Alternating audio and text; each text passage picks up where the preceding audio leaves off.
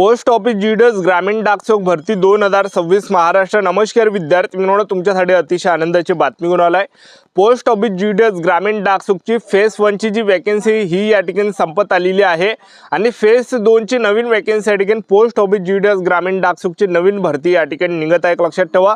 आणि post office GDS ग्रामीण डाकसेवक भरतीमध्ये शिक्षण 10वी पास लागते। महाराष्ट्रातील आपण कोणत्याही जिल्ह्यातले असाल, महिला उमेदवार आणि पुरुष उमेदवारांना फॉर्म भरता येणार आहे। आणि पोस्ट ऑफिस जीडीएस ग्रामीण डाकसेवक मध्ये सिलेक्शन व्हायचे जास्त चान्स आहे। मी तुम्हाला असं कोण सांगलो, कारण की या भरतीमध्ये कोणताही पेपर नाही, कोणताही मुलाखत नाही, डायरेक्ट सिलेक्शन आपलं पोस्ट ऑफिस जीडीएस ग्रामीण डाकसेवक मध्ये होणार आहे। आणि आपलं जर यामध्ये सिलेक्शन झालं तर पगार सुद्धा 29,000 रुपये प्लस आपल्याला महिना भेटणार आहे, लक्षात ठेवा।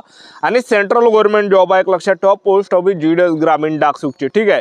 तर सरकारी नोकरी आहे तर जास्त चान्सेस सिलेक्शन व्हायचे। यामध्ये कोणत्या आपल्याला उंचीची अट नाही, त्याचबरोबर ग्राउंड नाही, मुलाखत नाही, डायरेक्ट सिलेक्शन आपलं या ठिकाणी होणार आहे, लक्षात ठेवा। आपल्याला फॉर्म भरून द्यायचा, फॉर्म भरल्यानंतर डायरेक्ट सिलेक्शन आपलं या भरतीमध्ये होणार आहे। जागांचा जर आपण विचार केला 30 ते 40 हजाराच्या आसपास सध्याच्या कंडिशनला जागा रिक्त आहे। तर या भरतीमध्ये जर आपलं सिलेक्शन झालं तर आपल्याला ड्युटी कोणती करावं लागणार आहे याबद्दल सुद्धा तुम्हाला माहिती सांगणार आहे। पगार वगैरे किती भेटणार आहे, वयोमर्यादा, शैक्षणिक पात्रता, निवड प्रक्रिया, संपूर्ण माहिती आपण आजच्या व्हिडिओच्या माध्यमातून पोस्ट ऑफिस जीडीएस ग्रामीण डाकसेवक भरतीबद्दल सांगणार आहे।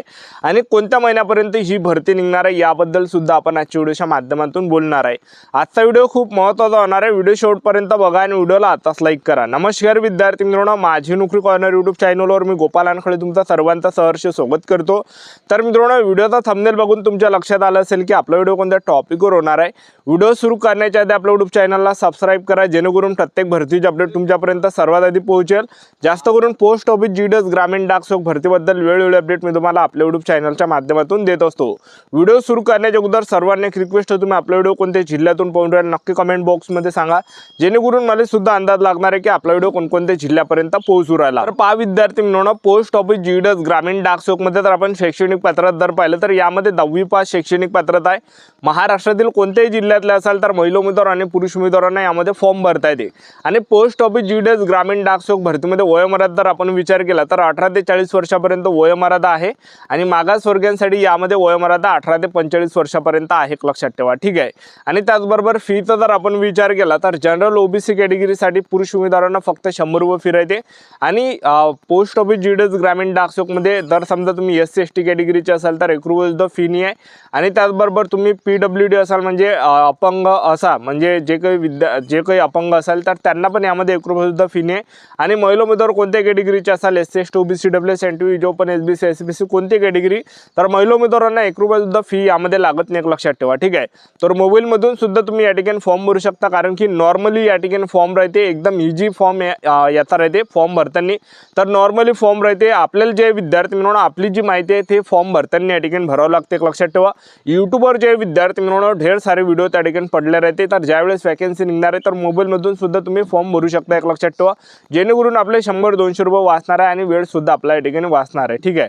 तर आता पोस्ट ऑफिस जीडीएस ग्रामीण डाकसेवक जर आपण या ठिकाणी पाहिलं सध्याच्या कंडिशनला तर आपण पाहिलं विद्यार्थी मित्रांनो, तर पहा फेज 1 ची जी वॅकन्सी आहे सध्याच्या कंडिशनला चालू आहे, जे की 2026 ला निघाली होती। 28,000 जागांसाठी पोस्ट ऑफिस जीडीएस ग्रामीण डाकसेवकची भरती निघाली होती। तर याच्या अगोदर एक पत्रक आलं होतं पोस्ट ऑफिस जीडीएस ग्रामीण डाकसेवकची, वर्षातून 2 वेळा वॅकन्सी आता पोस्ट ऑफिस जीडीएस ग्रामीण डाकसेवकच्या निघणार आहे। त्याला फेज 1 आणि फेज 2चं नाव त्या ठिकाणी दिलं। आणि फेज 1 ची जी वॅकन्सी आहे ते जानेवारी आहे आणि त्याचबरोबर फेज 2 आहे तर ते जून, ठीक आहे। तर अशा प्रकारे जानेवारीतली ही भरती निघाली होती फेज 1 ची, तर त्याच्या या ठिकाणी लिस्ट लागणं चालूच आहे। 4 लिस्ट लागल्या आहेत, 5वी लिस्ट या ठिकाणी लागणार आहे। त्यानंतर जे विद्यार्थ्यांना भरती कधी निघणार आहे ते पुढे तुम्हाला सांगणारच आहे व्हिडिओच्या माध्यमातून। तर सर्वात अगोदर आपलं जर सिलेक्शन झालं पोस्ट ऑफिस जीडीएस ग्रामीण डाकसेवक मध्ये, तर यामध्ये सिलेक्शन प्रोसेस जर पाहिलं यामध्ये कोणत्याही पेपर नाही, कोणत्याही मुलाखत नाही, उंचीची काही अट नाही, तर डायरेक्ट सिलेक्शन आपलं पोस्ट ऑफिस जीडीएस ग्रामीण डाकसेवक मध्ये होणार आहे। आणि आपलं जर यामध्ये सिलेक्शन झालं तर पगार किती भेटणार आहे, काम कोणतं करावं लागणार आहे ते तुम्हाला सांगून देतो। तर मध्ये सर्वात चांगलं जे पद आहे तर ते BPMचं, त्याला ब्रँच पोस्ट मास्टर म्हटलं जाते। तर यामध्ये जो पगार भेटणार आहे 12,000 ते 29,000 रुपये महिना आपल्याला भेटणार आहे। तर यामध्ये BPM हे जे पद आहे हे सर्वात वरचं पद पद आहे एक लक्षात ठेवा पोस्ट ऑफिसमधलं. यामध्ये जर सिलेक्शन झालं तर ड्युटी कोणतं करावं लागणार आहे, ऑनलाईन ऑफलाईन लेनदेनचं काम करावं लागणार आहे, डाक उत्पादन आणि सेवाचं वितरण करावं लागणार आहे, रेकॉर्ड हँडलेट डिव्हाइस मोबाईलचं ध्यान ठेवावं लागणार आहे, हे काही काम करावं लागणार आहे. त्यानंतरचं जे पद आहे असिस्टंट ब्रँच पोस्ट मास्टरचं पद आहे. यामध्ये जे पगार भेटणार आहे 10,000 ते 25,000 रुपये महिना भेटणार आहे. तर यामध्ये कोणतं ड्युटी करावं लागणार आहे, कोणतं काम करावं लागणार आहे, तिकीट आणि स्टेशनरीची विक्री करावं लागणार आहे, डाक डिलिव्हरी करावं लागणार आहे, सरकारी योजनेचा घरी घरी जाऊन प्रचार प्रसार करावं लागणार आहे, हे काही काम आपल्याला करावं लागणार आहे एक लक्षात ठेवा. ठीक आहे. त्यानंतरचं जे पद आहे तर ते या ठिकाणी डाकसेवकचं पद आहे. तर डाकसेवकमध्ये जर आपलं सिलेक्शन झालं पगार 10,000 ते 25,000 रुपये महिना भेटणार आहे. तर यामध्ये आपल्याला ड्युटी कोणती करावं लागणार आहे, स्टॅम्पची विक्री करावं लागणार आहे, डाक डिलिव्हरी करावं लागणार आहे, रेल्वे मेल सर्व्हिसचं ऑफिस छटीचं काम करावं लागणार आहे. तर जे काही पार्सल येते तर ते रेल्वे स्टेशनवर आपल्याला जावं लागते आणायला. ठीक आहे. आणि रेल्वे स्टेशनवर आपण आणायला गेल्यानंतर त्या ठिकाणी आपल्याला तिथून ते छाटछूट करून आपल्याला आणावं लागते एक लक्षात ठेवा. म्हणजे आपलं जर सिलेक्शन झालं डाकसेवकमध्ये तर जे काही पार्सल राहते ते रेल्वे स्टेशनवर येते, रेल्वे स्टेशनपासून ते पार्सल डाकसेवक घेऊन येते आणि आपल्या गावात येते आणि ते आपल्यापर्यंत डिलिव्हरी पोहोचवते एक लक्षात ठेवा. तर अशा प्रकारे ड्युटी यामध्ये असणार आहे एक लक्षात ठेवा. ठीक आहे. तर पोस्ट ऑफिस जीडीएस ग्रामीण डाकसेवकची जी ड्युटी एकदम शाही ड्युटी एक लक्षात ठेवा, पोटातलं पाणी हालत नाही.